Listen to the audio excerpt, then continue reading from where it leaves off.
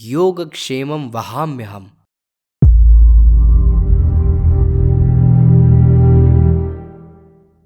सन 1981 की बात है। हम पतरातू में रह रहे थे। उन दिनों विचार क्रांति अभियान हेतु पद यात्रा व साइकिल यात्रा का दौर चल रहा था। पिताजी ने तय किया हिमालय की ओर साइकिल यात्रा पर जाएंगे। 3 सदस्यों की टोली तैयार हुई। योजना बनी कि पहले हरिद्वार जाकर गुरु जी से आशीर्वाद प्राप्त किया जाए, फिर हिमालय की ओर बढ़ा जाए। यहाँ साइकिल यात्रा के लिए सरकारी अनुमति आवश्यक होती है। तीनों ने एक साथ आवेदन किया, मगर अनुमति मिलने के बाद टोली के अन्य 2 सदस्यों ने किन्हीं निजी कारणों से यात्रा स्थगित कर दी। पिताजी की उम्र एवं स्वास्थ्य का विचार कर हमने उनसे आग्रह किया कि वे भी अपनी यात्रा की योजना त्याग दें, पर वे नहीं माने। हमने उन्हें यात्रा स्थगित करने, ट्रेन या कार द्वारा हरिद्वार तक चले जाने आदि अनेक प्रकार के विकल्प सुझाए, पर पिताजी जिद्दी स्वभाव के थे।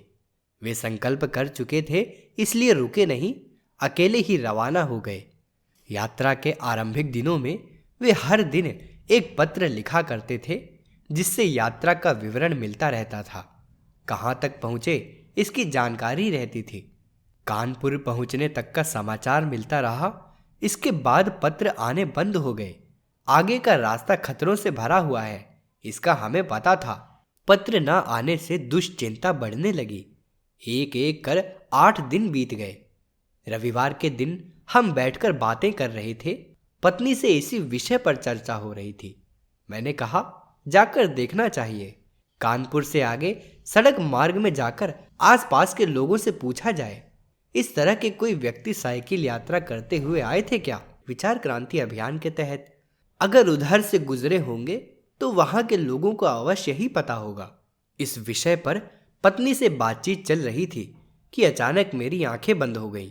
कोई 45 सेकंड का समय रहा होगा, जिसमें मैं ध्यान की उस गहराई में पहुंच गया जहां घर, आसपास की वस्तुएं, सारे लोग एक बारगी अनुभव की सीमा से परे चले गए। देखा, सामने गुरुदेव खड़े हैं। वे कह रहे हैं, बेटा, श्रीकांत हरिद्वार पहुंच गया है, वह सुरक्षित है, चिंता मत करो। वह यहाँ 8 दिन एकांत में रहेगा, फिर हिमालय की ओर रवाना होगा। आंखें खुली तो फिर से पहले का परिवेश सामने था, मगर पहले की वह दुश्चिंता जाती रही। अगले दिन पिताजी का पत्र मिला। पत्र में वही बातें लिखी थी। गुरुदेव ने कहा है कि 8 दिन हरिद्वार में रहकर फिर आगे की यात्रा पर निकलना। मेरे ध्यान में आकर दुश्चिंता मुक्त करना गुरुदेव ने क्यों आवश्यक समझा होगा। सोचने लगा तो समझ में आया, भावावेश में आकर यदि मैं पिताजी को ढूंढने के लिए निकल पड़ा होता तो स्वयं के लिए ही खतरे मोल लेता। प्रस्तुति AP सिंह, विकासपुरी, दिल्ली। अगर आपको हमारी यह वीडियो पसंद आई हो तो इसको लाइक करें, कमेंट और शेयर जरूर करें।